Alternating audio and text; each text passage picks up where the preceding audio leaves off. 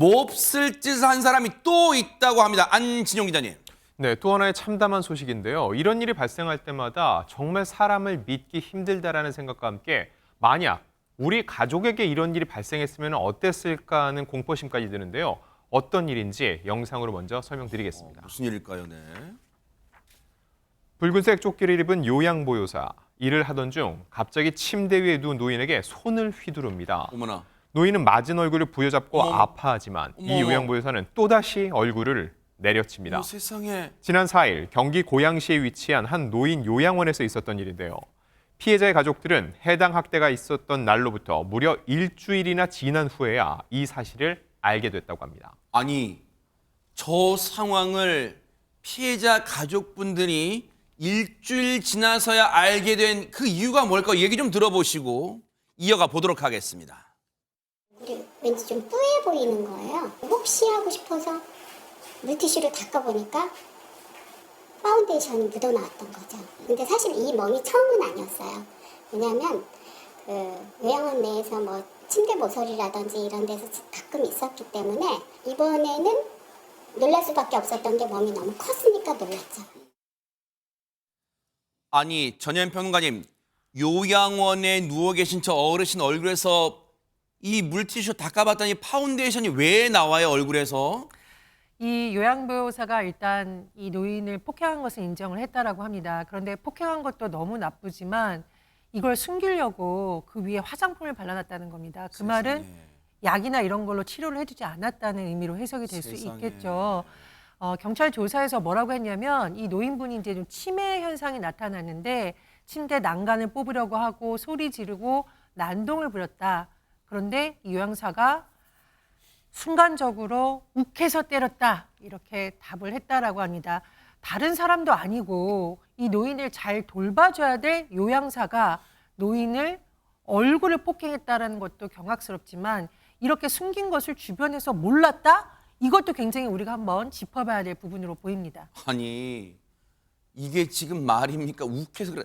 요양원에 그러면 왜 보냅니까, 우리가? 요양원을 보내는 이유가 있잖아요. 일단 그 어르신이 거동도 불편하고 또 치매 증세도 있으시기 때문에 그래서 잘 보호해 주세요. 잘 보살펴 주세요. 그래서 믿고 보내는 거 아니에요. 믿고 거기서 모셔주세요라고 하는 거 아니에요. 근데 거기서 욱해서 그랬다. 그 지금 입에서 나온다고 다 말이에요. 백성문 변호사님. 근데 조금 전에 전혜연 평론가님도 말씀하셨습니다만 지금 일주일 정도 지나서 가족이 물티슈로 얼굴을 닦아보고 멍과 흉터를 확인한 다음에 경찰에 신고를 한 거잖아요. 네.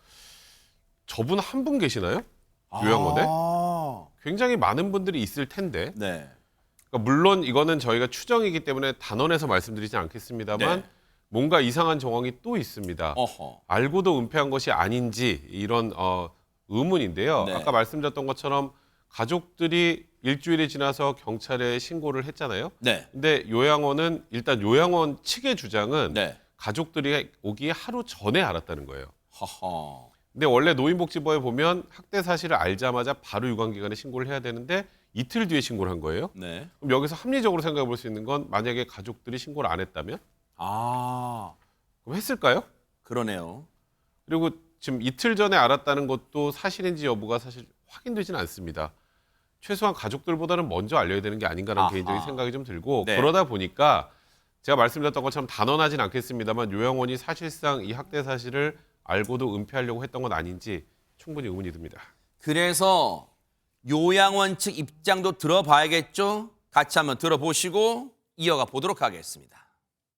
이렇게 방송국까지 나올 수 있는 그런 사항인 건지도 조금 그렇고 사회자 폭행인 것은 나중에 알았죠. 보호자 면회 오기 전날 본인들이 바로 보고했으면은 이렇게까지 보호자가 나중에 인지하게까지는 안 갔겠죠. 근데 하루 전이니까 어떻게 해야 되나 뭐 이렇게 당스러운다 보니까 조금 뭐 주저하다 보니까 뭐 시간 경과할 수도 있는 거고 일부러 뭐 그냥 한 건 아닌데.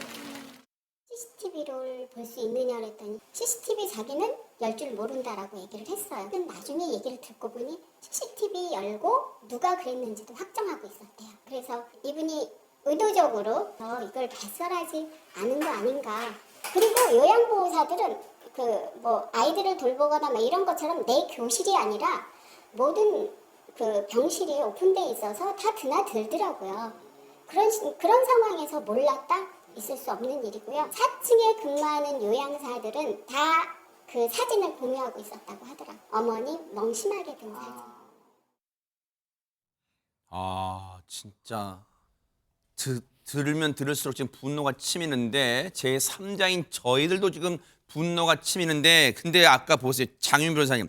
요양원 관계자라는 사람이 첫 마디가 이게 뭐 방송국에서까지 나올 사안인지 모르겠 이게 지금 할 소리입니까, 진짜? 그러니까요. 굉장히 무책임하다고밖에 할 수가 없을 것 같고요. 현재 경찰 조사에 나섰습니다. 우선 이 40대 요양보호사는 노인복지법상 노인학대 혐의로 입건돼 조사를 받고 있고요. 경찰은 특히 이게 비단 이번 한 번뿐일 것인가에 초점을 맞춰서요. 혹시 추가 폭행 여부 등은 없는지 여죄를 캐고 있는 상황입니다. 네. 이번 건 진짜 반드시 명명백백하게 밝혀내 주시기를 진짜 당부드리겠습니다. 보고 계십니까? 대박 사건. 네, 안녕하십니까? 김명준입니다. 여러분과 함께하는 뉴스파이터. 다양한 소식과 뉴스를 보고 싶으시면 화면 오른쪽을 꾹 눌러 구독해 주시길 바랍니다. TV로도 유튜브로도 여러분께 한 발 더 다가가겠습니다. MBN 뉴스와 뉴스파이터를 사랑해 주셔서 고맙습니다.